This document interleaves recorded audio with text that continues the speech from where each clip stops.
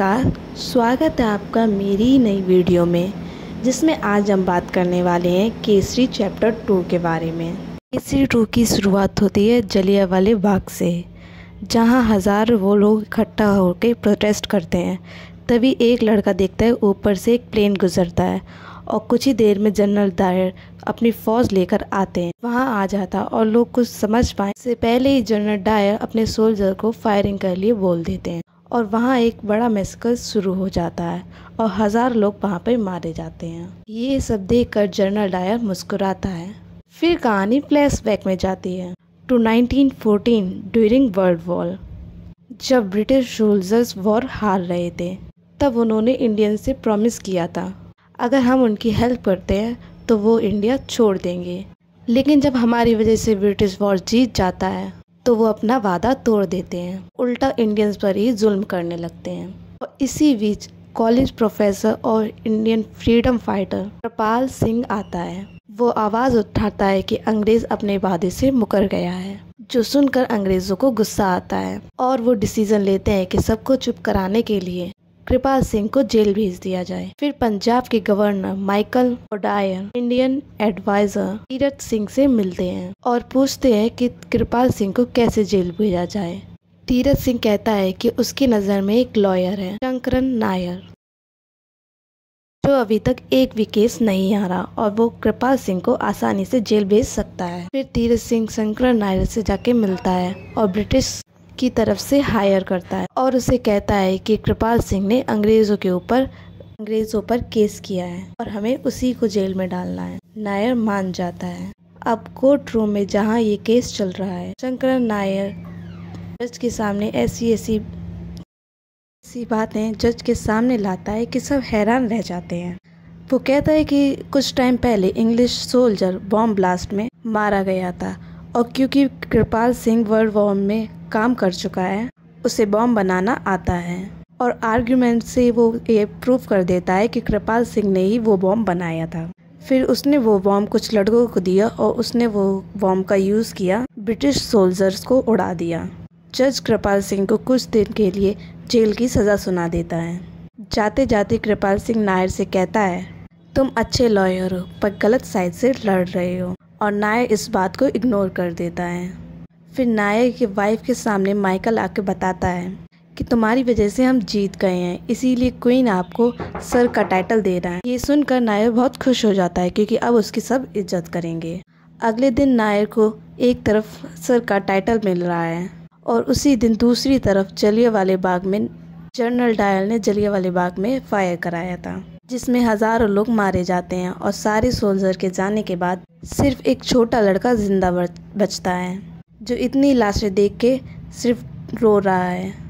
इस बीच Michael general Dyer को अकेले में मिलने के लिए बुलाता है और गुस्से में कहता है कि तुमने ये क्या कर दिया।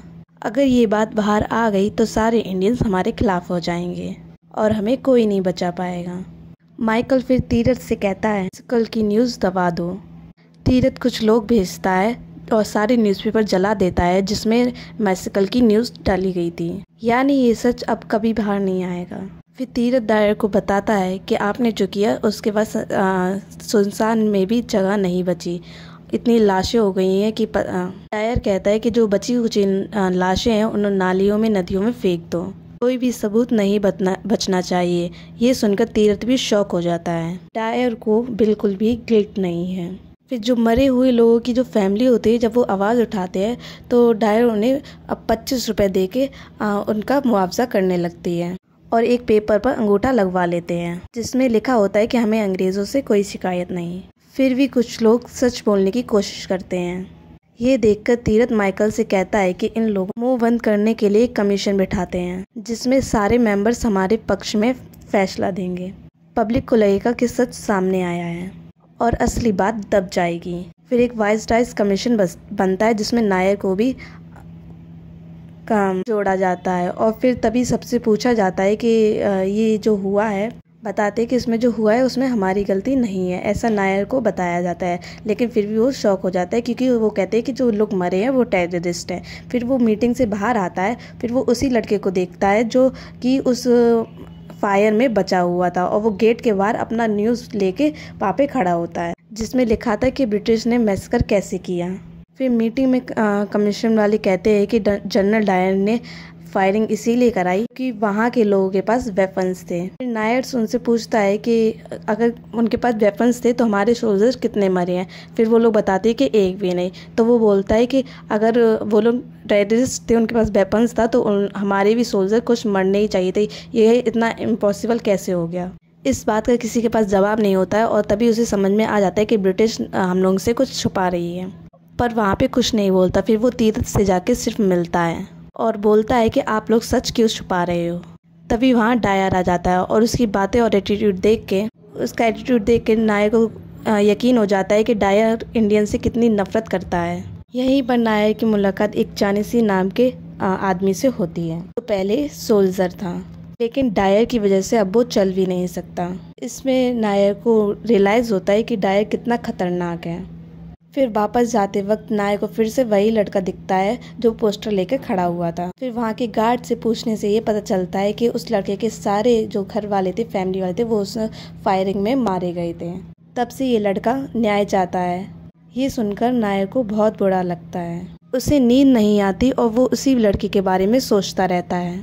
अगले दिन वो उस लड़के से मिलने जाता है और उस लड़के को समझाता है कि तुम ये सब छोड़ दो और पढ़ाई लिखाई पे ध्यान दो। फिर वो बोलता है कि हम सब उस गए थे और बिना वार्निंग दिए हम सबको मार दिया गया था। ऐसे में मैं पढ़ लिख कर क्या कर लूँगा। अंग्रेज तो इस देश को कभी भी आज़ादी नहीं देंगे। वो अपना बनाया हुआ पोस्टर भी नायर को दिखाता है। पोस्टर में लिखा हुआ था कि अंग्रेजों ने कैसे बेजान लोगों को मारा। पोस्टर देखकर नायर की भी रूह कांप जाती है। फिर नेक्स्ट सीन में कमीशन के सारे लोग पार्टी कर रहे हैं, लेकिन नायर का मन वहीं लगा हुआ होता है। फिर जब वो वॉशरूम जाता है और गार्ड उसे रोक देता है क्योंकि वहाँ पे डॉग और इंडियंस अलाउ नहीं होते, और ये देख के नायर को बहुत गुस्सा आता है, लेकिन वो कुछ भी नहीं कर सकता है।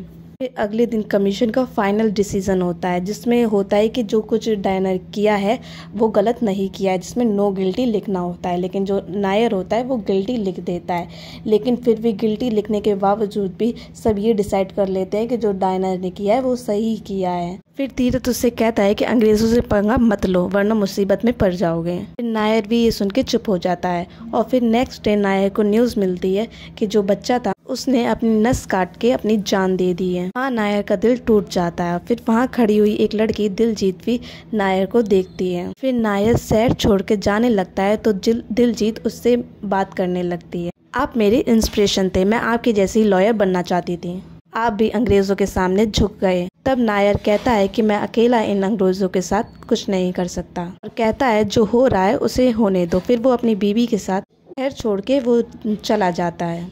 इसके 2 दिन बाद दिलप्रीत जनरल डायर के खिलाफ केस करती है। जब ये बात माइकल को पता चलता है तो वो काफ़ी घबरा जाता है, क्योंकि अगर ये सब इंडियन को पता चल गया तो वो सब बगावत पर उतर आएंगे। इसीलिए माइकल तीरथ से कहता है कि कुछ भी करके ये केस पहले ही दिन में बंद होना चाहिए।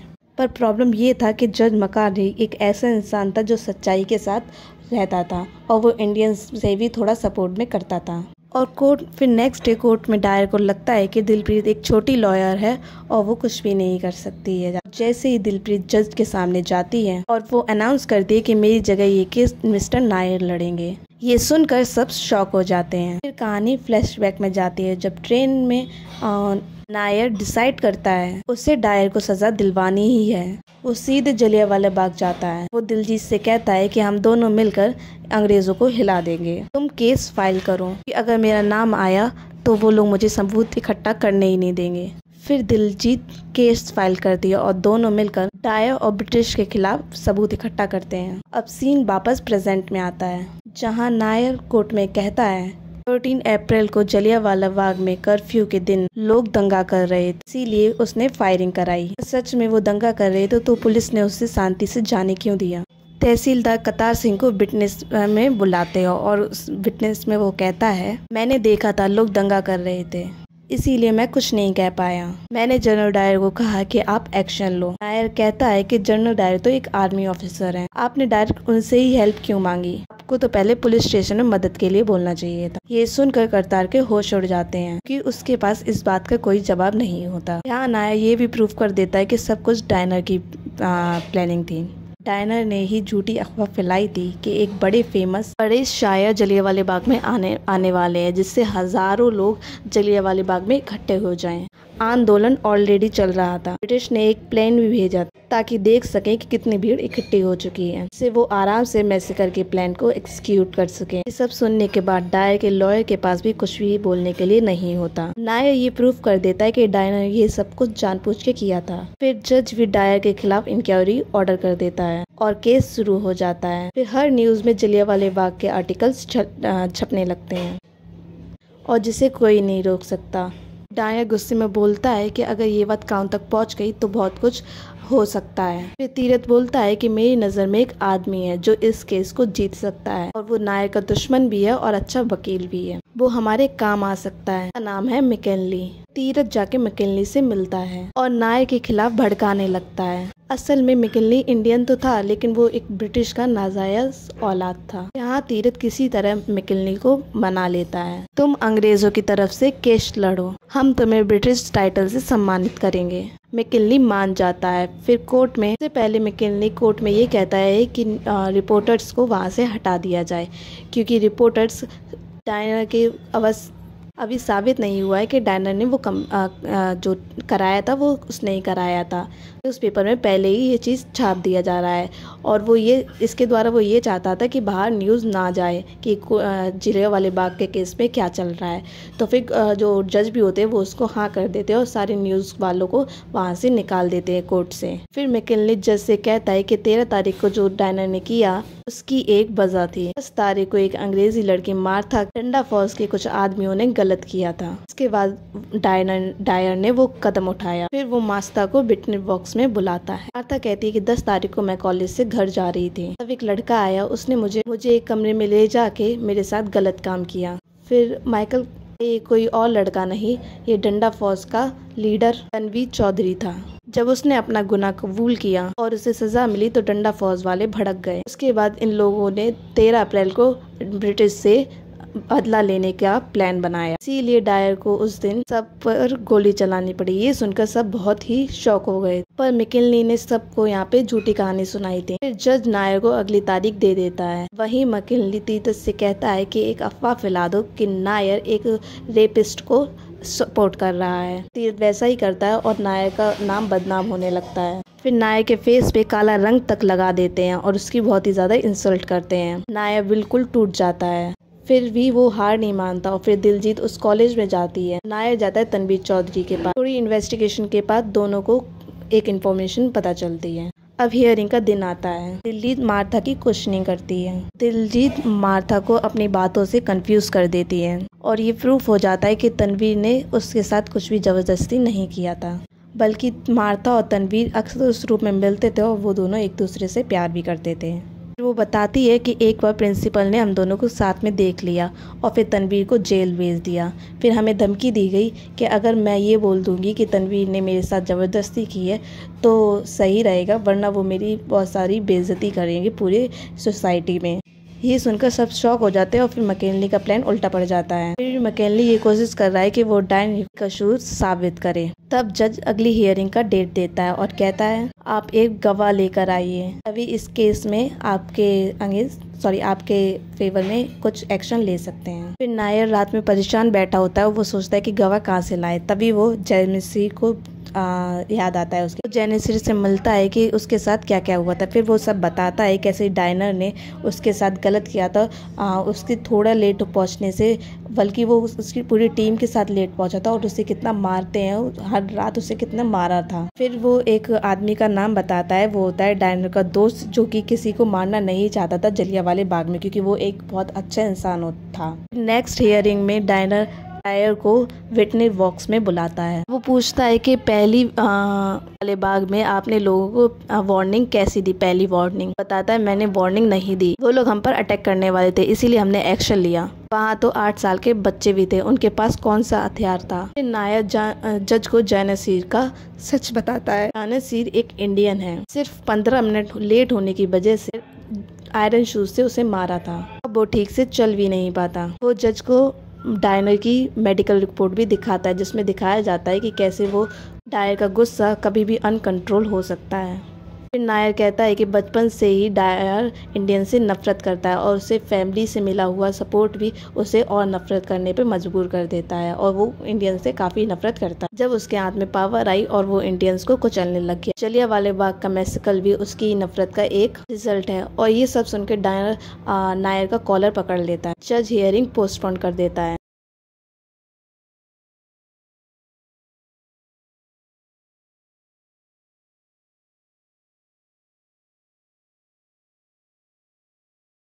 रात को मैकिनली तीरथ और डायर से कहता है, अब हम नायर को सीधा नहीं रोक सकते तो हमें उसे फंसाना होगा।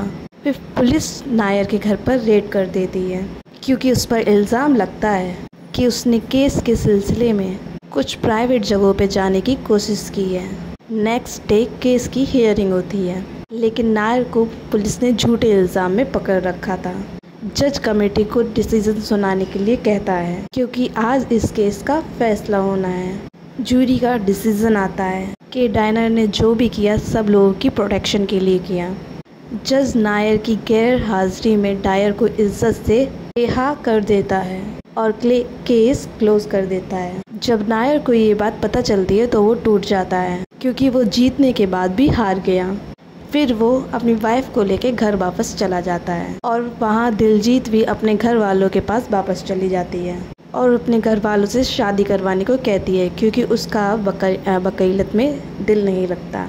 कुछ दिन बाद नायर के पास कृपाल सिंह की एक चिट्ठी आती है जिसमें लिखा होता है, जिसके लिए आपने केस लड़ना शुरू किया था वो मेरा बेटा था। सच बताऊं तो उसने सुसाइड नहीं की, उसे ज़रूर अंग्रेज फौजों ने मार दिया। ये पढ़कर नायर शॉक हो जाता है। अगले दिन नायर दिलजीत के पास जाता है। अब हम हाई कोर्ट में PIL फाइल करेंगे, लेकिन वो जैसे ही एप्लीकेशन डालते हैं जज तुरंत केस को डिसमिस कर देता है। ये सब देखकर नायर को बहुत गुस्सा आता है और वो जज को गाली देता है। तब जज उसके खिलाफ इंक्वायरी बिठा देता है। कुछ दिन बाद इंक्वायरी की हियरिंग होती है जहां नायर के ऊपर केस चालू होता है। काफ़ी मीडिया वाले भी मौजूद होते हैं। तब जज कहता है कि तुम सबसे सॉरी बोलो और चुपचाप यहाँ से चले जाओ, अब तुम कभी भी वकालत नहीं कर पाओगे। फिर नायर सबके सामने खड़ा होता है और बोलता है सॉरी क्योंकि मैं सच सबके सामने नहीं ला पाया। आगे नायर कहता है कि मैं जलियांवाला बाग के बारे में भी बात करना चाहता हूँ और मैं बार काउंसिल के अंदर ये प्रूफ नहीं कर सकता कि मुझ पे जो चार्जेस लगे हैं वो गलत हैं। फिर नायर उस जूरी मेंबर को बुलाता है जिसने उस टाइम पे गिल्टी कहा था। तब तक जज मैकेंजी को डायर ने खरीद लिया था, इसीलिए उसने डायर को इज्जत के साथ छोड़ दिया। ये सब मीडिया वाले लिख रहे होते हैं। फिर नायर मीडिया से कहता है चाहे कोर्ट ने डायर को कुछ ना कहा हो, लेकिन मैं चाहता हूँ कि हर इंडियन को डायर की काली सच्चाई पता चले। अगले दिन मीडिया में डायर के खिलाफ कई आर्टिकल्स छपे होते हैं और जल्दी डायर के अगेंस्ट प्रोटेस्ट शुरू हो जाता है। इस वजह से परेशान होकर डायर को जॉब से निकाल दिया जाता है और 4 साल बाद डायर बीमारी के कारण मर जाता है। फिल्म की कहानी यहीं पर ख़त्म होती है लेकिन एज अ क्लोजर दिखाते हैं कि इसके 20 साल बाद सरदार उधम सिंह जाकर माइकल ओडार को मार देता है। वीडियो अच्छा लगा हो तो लाइक कीजिए, कमेंट कीजिए, शेयर कीजिए और मेरे YouTube चैनल फिल्म फाइल को सब्सक्राइब कीजिए। Thank you.